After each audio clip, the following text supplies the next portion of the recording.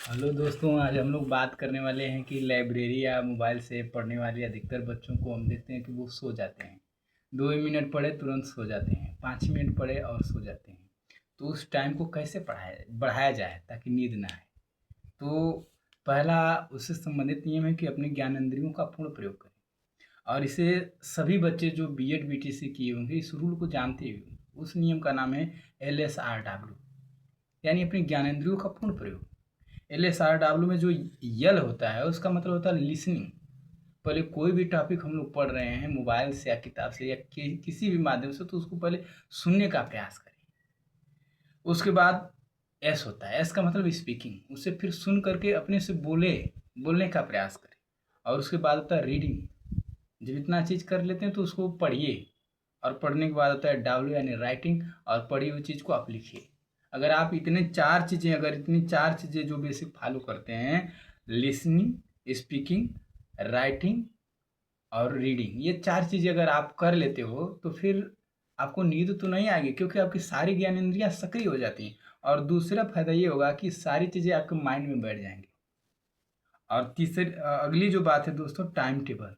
आप किसी भी चीज़ की तैयारी कर रहे हैं तो उसका एक परफेक्ट टाइम टेबल बना लीजिए। ये नहीं कि उठाए हिंदी तो हिंदियों को 1 घंटा तक पढ़ते रहे, गणित उठाए तो उसी को 4 घंटा तक, उतना नहीं चल पाएंगे दोस्तों, तुरंत सो जाएंगे। क्योंकि माइंड का एक विशेषता होता है कि वो कोई भी चीज़ अगर ज़्यादा समय तक पढ़ता है या उसको समझता है तो इसको जो है कि ऊब पैदा होती है और ये फिर सो जाता है। आपको अच्छा नहीं लगता है, लेकिन फिर भी जब आप इसके साथ ज़बरदस्ती करते हो तो ये सो जाता है।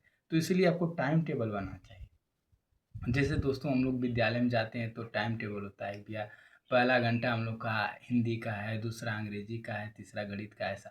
इसी तरह आप भी अगर जिस भी चीज़ की तैयारी करें तो उसका एक टाइम टेबल बना लीजिए। जैसे हम आपको एग्जाम्पल के लिए बीपीएससी टीआरई का ही बता दे रहा हूँ। तो बीपीएससी टीआरई का 2 भाग होता है, एक जनरल अवेयरनेस का। और जनरल अवेयरनेस में दोस्तों आपका आता है साइंस आता है, मैथ आता है और करेंट अफेयर्स आता है।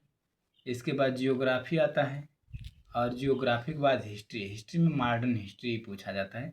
तो इन पाँचों के लिए आप 30-30 मिनट का करके 5 टाइम टेबल बनाइए, 30-30 मिनट। और 30-30 मिनट के बीच में 5 मिनट का ब्रेक कर दीजिए, जिसमें आप कोई पुशअप या कोई एक्सरसाइज कर सकते हैं, जिससे आपका खून दौड़ा करने लगे, अच्छे से पढ़ाई हो सके। दूसरा भाग होता है मेन सब्जेक्ट। जो है आपका मेन सब्जेक्ट, मान लीजिए हम हिंदी को ले ले रहे हैं तो हिंदी में 2 पार्ट होते हैं, एक ग्रामर का होता है और एक दूसरा हम लोग का साहित्य होता है। तो 1-1 घंटा आप इन दोनों को दे सकते हैं। ऐसे ये पूरा टाइम टेबल आप जिस भी चीज़ का तैयारी कर रहे हैं, एक टाइम टेबल बना करके करेंगे तो आपका माइंड अच्छे से काम करेगा और ऊब पैदा नहीं होगी, ना ही आप जल्दी सोएंगे।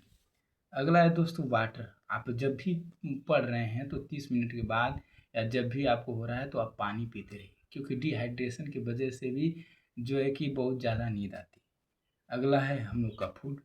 जानते हैं कि जब पूरे घंटे बनते हैं तो लंच का भी दोपहर का होता है। तो उसी तरह आप दिन भर अगर लाइब्रेरी रहे हैं तो बीच के चाय टाइम में जाकर कोई एनर्जेटिक फूड ले लीजिए। और तीसरा है पूरा नींद लें। अगर आप घर पे पूरा नींद नहीं ले पा रहे हैं तो लाइब्रेरी या कहीं भी हैं, थोड़ा पढ़कर ही फिर पढ़ें, थोड़ा सोकर ही पढ़ें, तो आपको वो अच्छे से समझ में आएगा।